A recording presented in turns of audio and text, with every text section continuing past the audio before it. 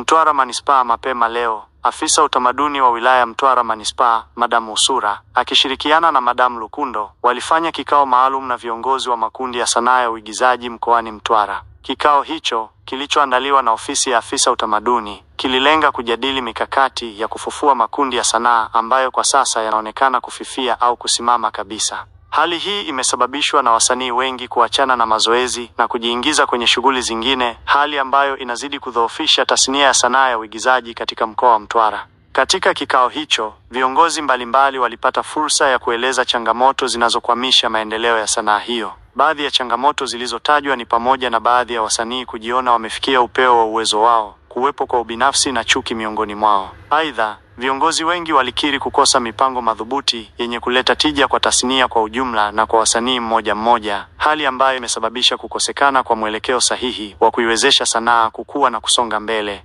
Afisa utamaduni huyo aliandamana na mwenyekiti wa sanaa ya maigizo, Bwana Shufian Mohamedi. Baada ya majadiliano ya kina, washiriki wote wa mkutano kwa pamoja walifikia maazimio muhimu. Wamekubaliana kwa kauli moja kurudisha upya makundi yaliyokuwa yamezimika na kuhamasisha wasanii waliokuwa wameacha shughuli za sanaa kurudi tena. Pia, wameazimia kuwavutia wasanii wapya kujiunga na makundi hayo ili kuongeza nguvu kazi na kukuza sanaa ya Mtwara kwa ujumla.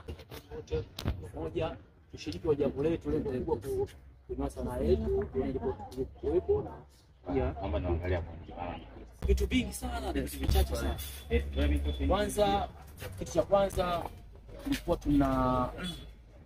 tunaangalia sanaa yetu ya kusema jinsia ni ilivyo. Yaani tumeona asilimia nyingi sanaa yetu hii ya sasa hivi, ukiangalia makundi yalikuwa mengi sana kipindi hicho. Sasa hivi makundi hakuna. Katiba kwa makundi hayapo, lakini shida kumbe bado sasa tatizo liko wapi na nini?